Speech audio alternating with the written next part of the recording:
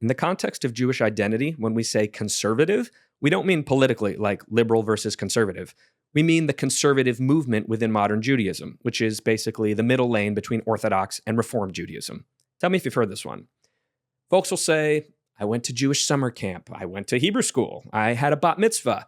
We celebrated Rosh Hashanah and Passover. I work with Holocaust survivors, etc., etc. But it's preceded by this odd disclaimer. Well, I'm Reform, but, or I'm culturally Jewish, but, like there's a need to qualify one's Jewishness. Like there's a sense of apology. I know this is less than ideal, but... And I thought to myself, where is that coming from? Why are people who have done many of the things that foster Jewish identity, things that clearly denote a Jewishly connected person who cherishes that connection, why do these people feel the need to downplay their own validity as Jews? I think it's because, whether subliminally or overtly, we are made to believe that our validity as Jews is based solely on our level of religious observance. That because someone may not be as literate in the vast canon of customs and traditions of our people, they are not as Jewish as someone who is. And I know these insinuations occur because I've seen it happen.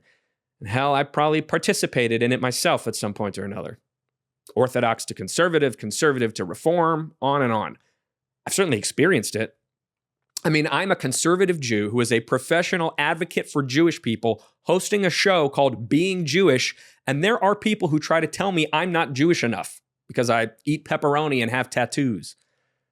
What does this condescending, holier-than-thou approach accomplish? I mean, truly, what is the goal here? To make members of our own community feel less welcome? To convince Jews to become more observant by what? Shaming them? Has that ever worked for anyone, ever, in any context? I understand that behind this aloofness towards less observant Jews is fear. The fear that if enough Jews stop caring about being Jewish, our people will die out. And I get that, of course, and share that same concern. But let's think about it logically. Do we really think making fellow Jews feel less than or excluded is going to make them care more about being Jewish? Moreover, something diaspora Jews so often forget, the vast majority of Israeli Jews are secular. They're not spending Friday night at yeshiva, they're at the bar. You're going to tell me a Jew living in the Jewish homeland is less of a Jew because they eat shellfish and drive on Shabbat? If you've been listening to this series, you know I believe that words have great power and that we must be intentional and deliberate in the things we say. To that end, it's time for us to retire the phrase bad Jew.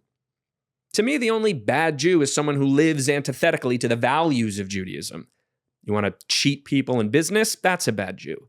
You're a murderer? That's a bad Jew.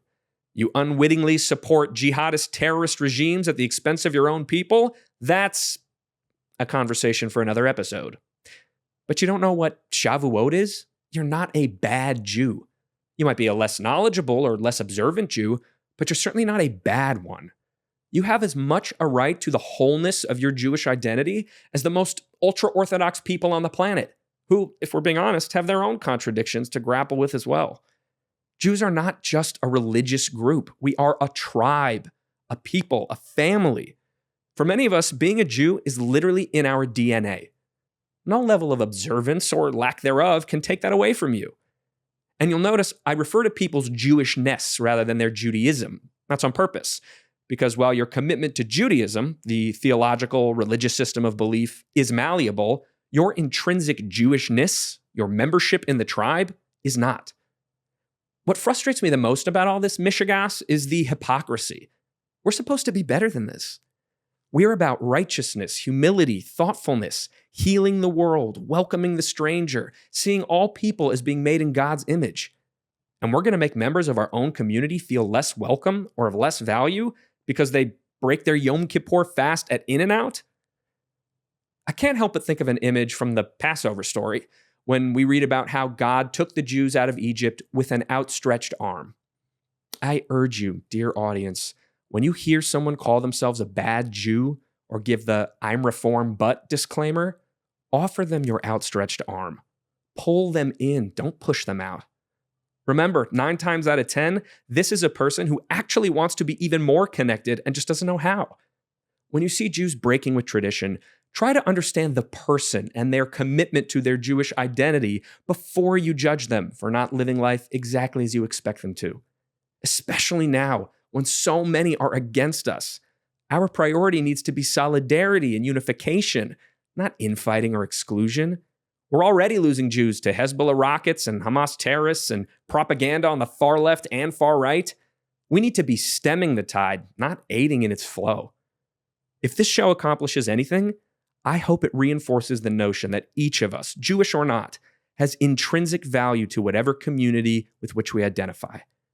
What others think about you in that regard is truly irrelevant. You are as Jewish as you feel.